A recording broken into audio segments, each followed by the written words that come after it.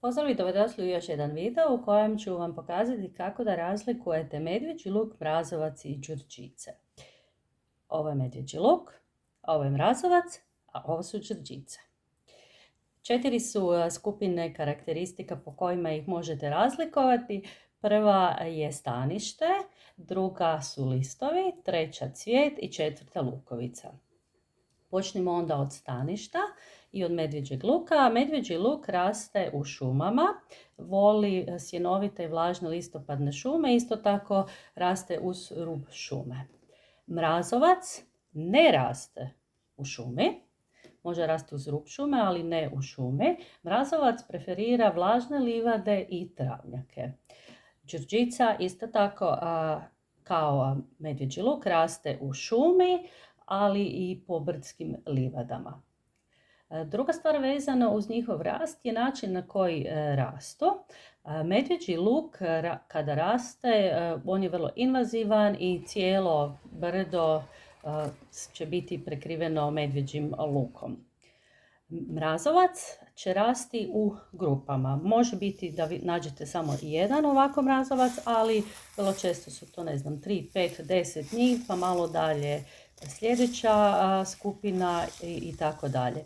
Đurđice ne rastu ni u grupama, ni kao medvjeđi luk invazivno da zauzmu cijelo brdo.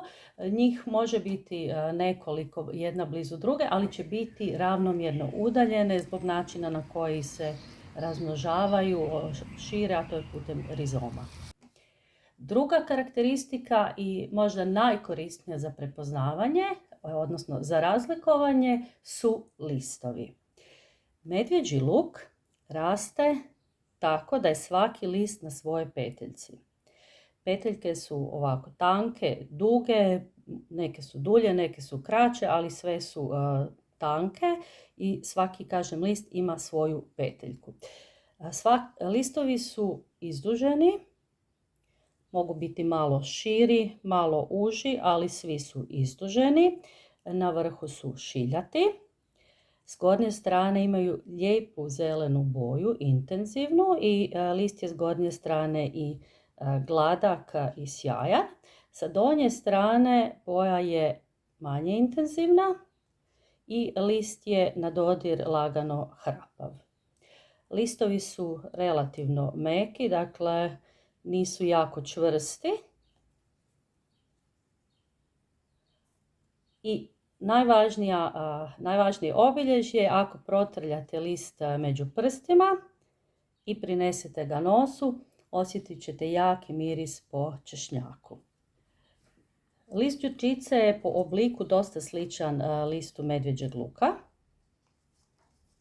Pogotovo ako uzmemo ovako jedan list koji je više ovalnijeg oblika. Ali pogledajte, osnovna karakteristika je ta da na peteljci đurđice su 2 lista, a medvjeđi luk je svaki list na svojoj peteljci. Osim toga, list đurđice je sa gornje strane hrapav, a sa donje strane je gladak. Za razliku od medvjeđeg luka, koji je sa gornje strane gladak, sa donje hrapav, a list đurđice, ponavljam, hrapav sa gornje strane, gladak, sjajan sa donje strane. I list đurđice je dosta čvršći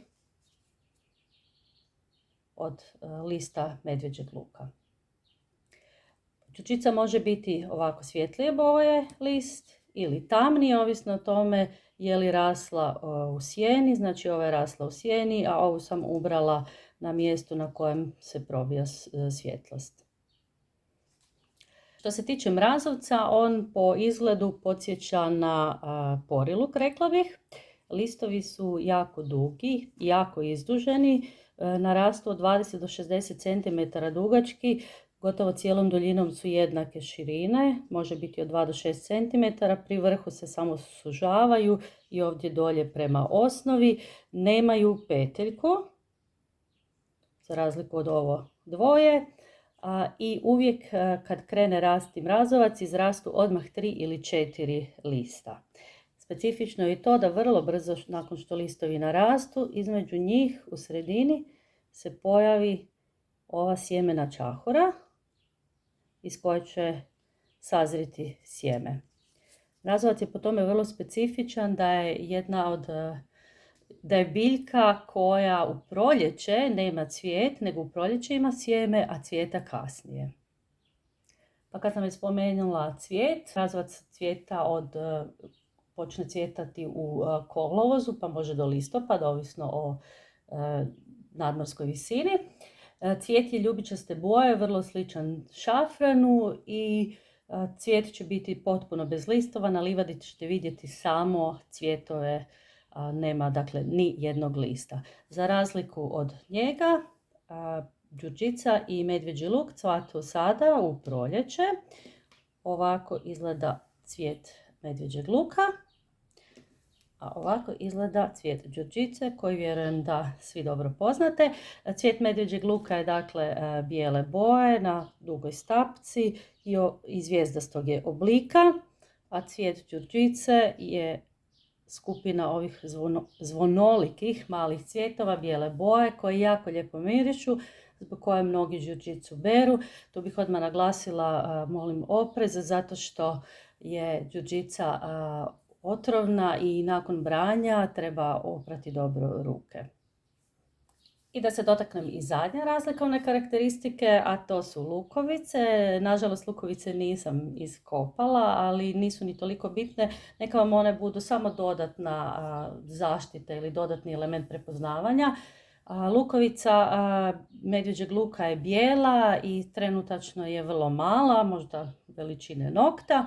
Malo će narasti do ljeta kada se i bere, oni koji vole, znači će iskapati lukovice, a lukovica mrazovca je smeđe boje i veća je, dok đurđica nema lukovice, đurđica se razmnožava putem rizoma, znači korijenom koji se širi.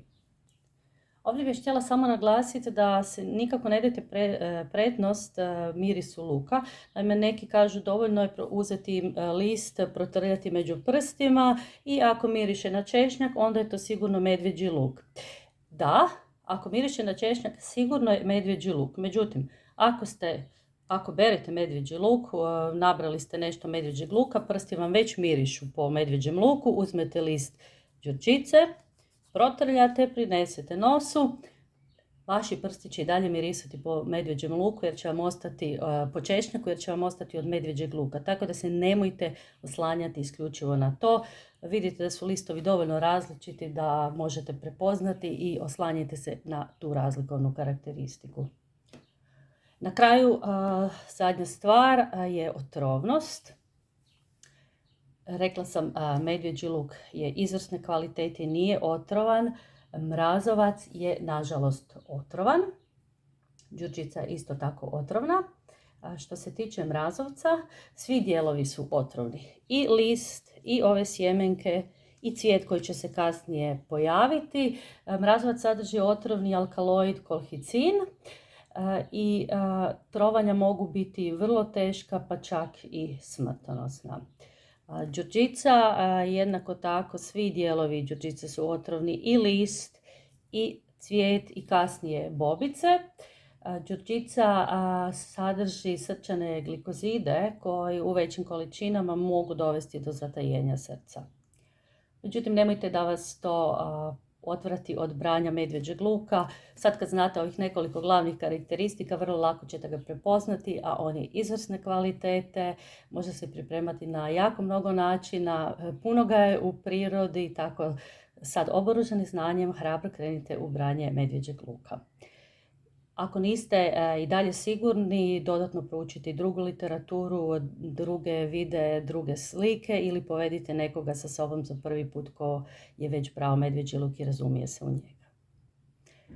Ako vam je ovaj video bio koristan, ako vam se sviđa, voljela bih da mi to date do znanja tako što ćete kliknuti palac gore.